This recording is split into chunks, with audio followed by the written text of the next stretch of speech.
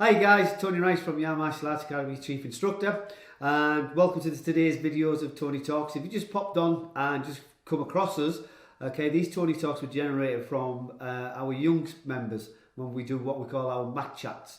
And basically our mat chats are talking to the students about development, personal development, mindset through the martial arts, and then eventually they're called the Tony Talks.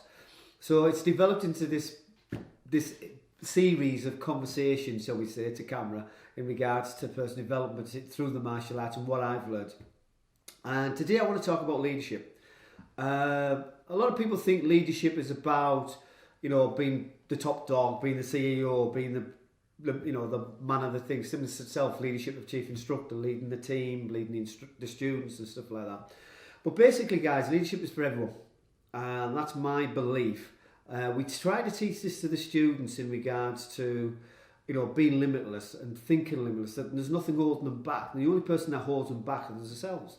Is wanting to say, if you want to be a tree hugger, be a tree hugger. Don't worry about other people because you could end up leading people being tree hugging. That's a simple format and a bit of a joke I have with the students. But basically, guys, what it is you have to think of yourself as a leader. Even yourself, you look at it and oh yeah, Tony, I'm not a leader. And no, it doesn't matter whether you're a cleaning lady, whether you're a wagon driver, lorry driver, whether you're a person who works in a lift, or you're a mailman or a mailroom person or whatever. In that type of job, you can be a leader in that industry, that area, because I've come across over my times of learning about personal development and how I can improve my mindset to help my team's mindset, and then obviously to help the students' mindset within the martial arts. Because I'm a big believer that martial arts has a lot to offer, and leadership is one of them. Now the fact is you've got various stories. I mean, two quick stories, and briefly, these are brief from what I came across. Is an American USP man. Work with a USP, delivering passes all his life, putting money away, and end up becoming a millionaire. Now, obviously, to cut the long story short, he became a leader because then USP used that, from what I understand. And I'm going back a while back now, but from my understanding, they asked him how he'd done it, and they tried to give that to program or build a program for their employees to do exactly the same. That's my one thing. Whether it was true or not, I don't know, but that's the story I got. But what he created was a leadership of showing, by just doing it and putting money away, showing people around the world, not just a delivery driver, but if you put your money away on a regular basis, bit by bit over the years, it mounts up to a lot. Same as again today. Just listened to a podcast by a personal development guy called Robin Sharman. He told a story of a lady in India, or America, sorry, who actually, all she did was clean people's clothes. She never went anywhere in the world. She only left the house to go down the street to collect people's clothes. She got the bus into the city and that was it. That was her life. And then what actually happened was, over time she put the nickels and the dimes away, what she was earning and what she could afford, into a bank. And over the years, when she got to about 87, the bank actually said to her, do you realise how much you've got in your account? And she said, I have no idea. And they said, you've got 250,000. Now, the story goes that basically this particular lady wasn't very educated, so the bank's teller had to describe it, got 10 coins, and says, how do you want this to be split up? Bearing in mind, you've got nearly $250,000 sat there. And she goes, all right, I'll have one for my church, 3 bits to go to her family members, which she wanted to do, and ended up with 6 left. And basically, she gave that 6 to the university. So the university got a check for $150,000, and basically she asked if she could build a scholarship for African Americans who could go into college, who had kept their dreams going, who wanted to build the dreams. On a question, she said, what would you like to happen before you died? She said, the only thing I really want is the first person to qualify under the graduation, under this scheme that she'd created with the university. It was hopefully see, but she as she said, I've only got a short life, I'll probably never see that. Anyway, apparently a month before her death, somebody graduated, and the news reporter went chasing on the death of her, went chasing for her. And his comment was this, and this is what I'm getting at about you could be a leader. Little bits and little things you do on a regular basis can lead people to greater things. His comment was great. The earth's lost a diamond, okay, heaven has got an angel.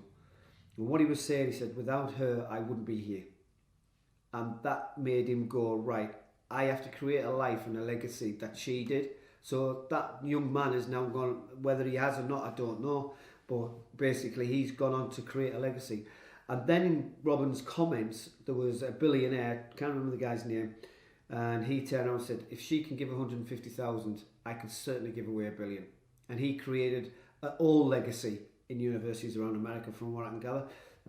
Once again, it's only what I hear on a podcast. You know, I can't verify that, but basically, what's actually happened, that little element of a lady who spent all her life cleaning people's laundry, ended up making a billionaire, spend $1 billion in education for underprivileged children. That's leadership. That is leadership there and then. Because leadership is not about building a team. Leadership is, but it's not necessarily, because we all think about CEOs, football managers, team managers, people who are, build things and lead from the front. Leadership is not necessarily all that. Leadership can be done day in, day out, by simply just working to your values, things that you lead with good ethics. We have a plaque downstairs when the students walk into our academy which says, learn the way, lead the way. And what do we mean by that to the students? And the way we explain it to that is, learn the martial arts, okay, learn your curriculum. Then the next step is for you to go and lead it by in class. If you're the highest grade in class, be the best, okay? That will encourage people around you to lift their effort up. That's leadership. If a young child then becomes a bit older, we get them on the SWAT team, okay? That SWAT team is for the youngsters to come through. And many stories, it always is, when we get a youngster come through and eventually over years becomes a black belt, they'll always name the first guy in the SWAT team who they met. Okay, as an introductory when they did their first lesson. Or the black belt that really inspired them. When we do the speeches, when they go for black belt, they have a black belt speech to make. So they do public speaking as well as part of their journey. And effectively what actually happens, guys, is these guys are leading. It's leadership. Even in our Ninja Tots, our 5 to 7 year old groups, we actually get them to lead.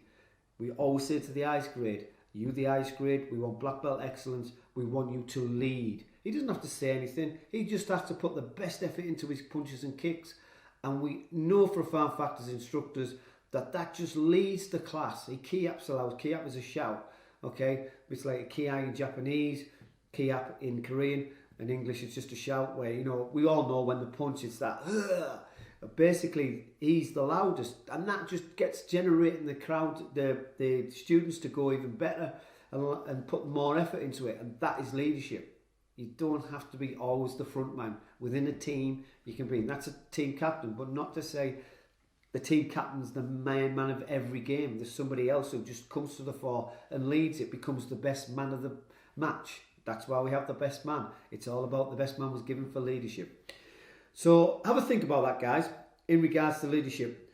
One of the things is, in regards to leadership, is a little tool to actually say to yourself, in an affirmation, just say, I am the best.